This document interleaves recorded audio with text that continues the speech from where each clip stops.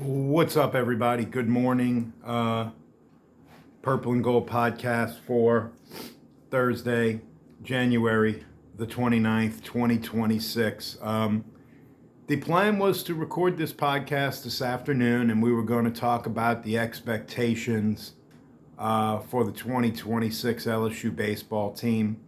And then I went to Baton Rouge yesterday, spent a lovely day with my daughter, Elizabeth, who is a senior at LSU, and then went to the LSU basketball game last night, an 80-66 defeat at the hands of Mississippi State. I am holding here my Shaquille O'Neal replica statue giveaway last night. Shout out LSU promotions. This thing is great. It will be prominently displayed in the Tiger Den. And I show you that because I think it's cool, but also to show you that I actually was there at the game to witness what I now believe to be the end of the Matt McMahon era. So I want to take you back to when LSU hired Brian Kelly in his first 3+ years at the helm. You know, there were middling results, but they were winning games. And pretty much up until the night they played Texas A&M, Brian Kelly was not getting fired, okay?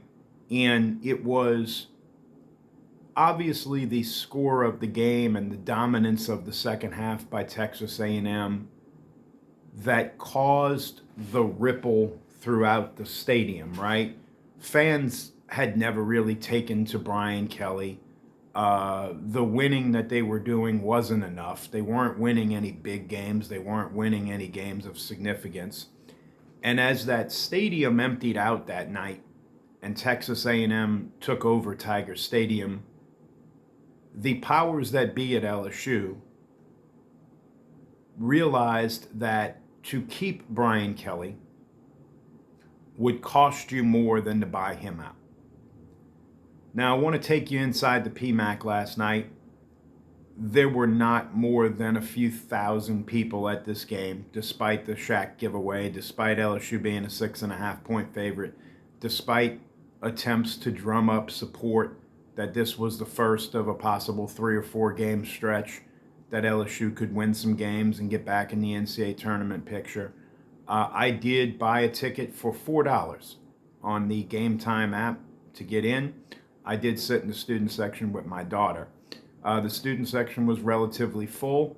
I do believe it was in large part to the giveaway. I do believe it was in large part to the Tiger Girls performing their runner-up national hip-hop routine at halftime, because the student section did empty out a good bit after those lovely, wonderful young ladies performed at halftime.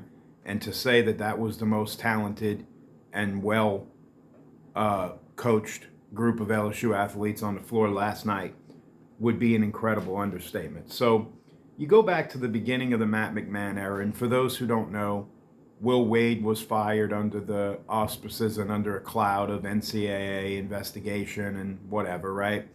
And when Matt McMahon took over, it was sort of famously stated he had 0 players, and he did. Every single one of them, scholarship players, had gone in the transfer portal. And so his year one, when they went 2-16 in the SEC, was sort of referred to as a year 0.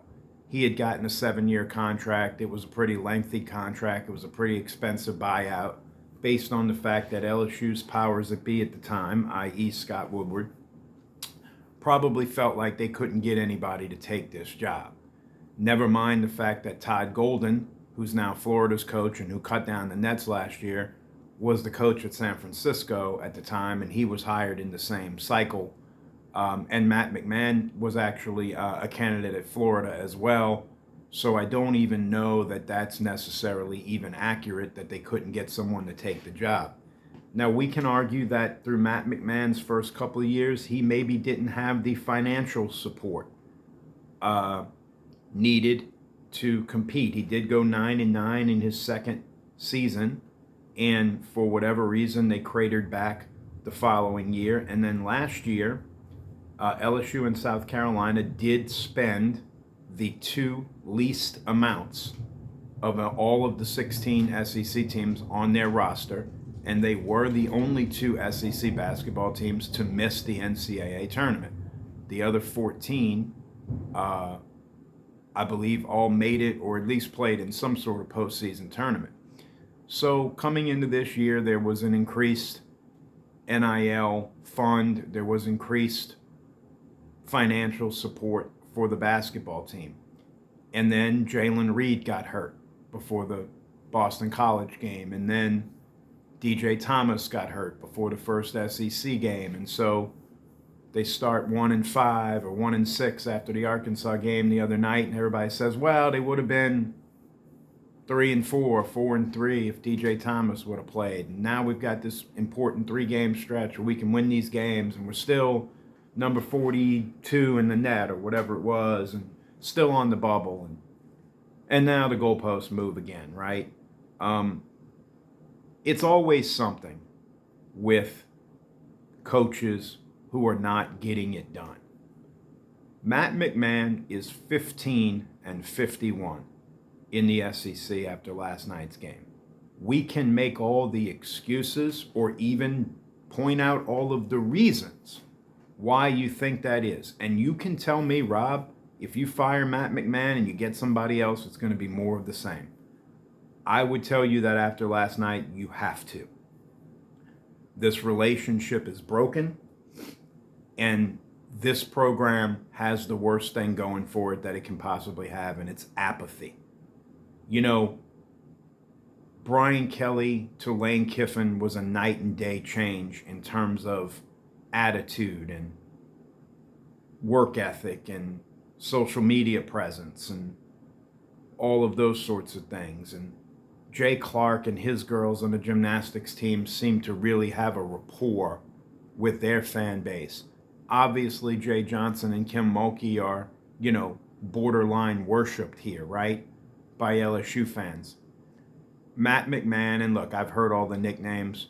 Matt McBland is the one that comes to mind, right? He's just the wrong guy in the wrong spot. Do I think Matt McMahon is a bad basketball coach? No, I do not.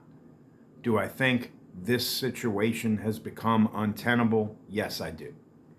And I want to finish with a little story. So last night, after the game, me and my daughter waited outside. We were waiting for some of the players and get a few little autographs. And I was waiting for Tasman Mitchell, who I consider a buddy and whatever. I wanted to thank him for what he did for us when we went on our trip to Boston, and I had something I wanted to give to him. And so we're waiting outside the locker room, and after a few of the players had come out and their girlfriends or friends were waiting for them, we were literally the only people waiting there. And a couple of security guards kind of give us a little bit of a hard time, really questioning us. What are we doing? Who are we waiting for? Really just not a positive thing. And so I text Taz, and he comes out, and I say hi, and we,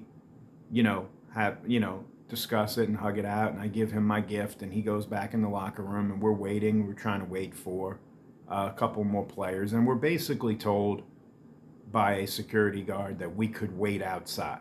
Now, it's dark outside. It's 30 degrees outside. We're not bothering anybody, right? We had a nice moment with Mike Nwoko. We had a nice moment with Max McKinnon.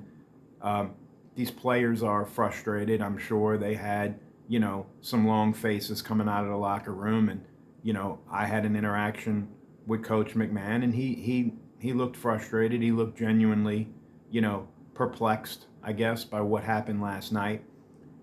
But for a program that has basically zero going for it right now,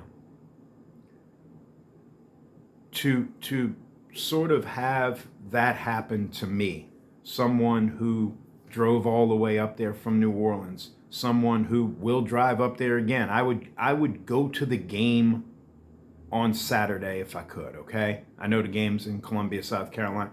The results, the outcome doesn't drive me away. I joke at our football tailgates all the time to the folks I go to the game with, my family, that I should drive the LSU golf cart around on football game days because no one's given more blood, sweat, and tears to LSU basketball than me. And to be treated that way, not that I was treated badly, but just told to wait outside when we weren't bothering anybody, we weren't harassing anybody, we weren't being negative in any way. It's just another nail in this program's coffin. This program needs a complete reset. I believe Verge Osbury and Jeff Landry know it. I believe Verge Osbury is ready to conduct this reset, and I now believe it will happen. And so I'm not going to come on this podcast for the next 2 months and pound my fist and say how mad I am, even though I am, because I believe that the gentlemen who are in charge, ladies and gentlemen, who are in charge of this program and this athletic department will right this ship. Is it going to be a tough February and a tough March to have to watch all this college basketball and know that there's another season that LSU's men's basketball program is completely irrelevant? Yeah, it's tough. It's going to be tough.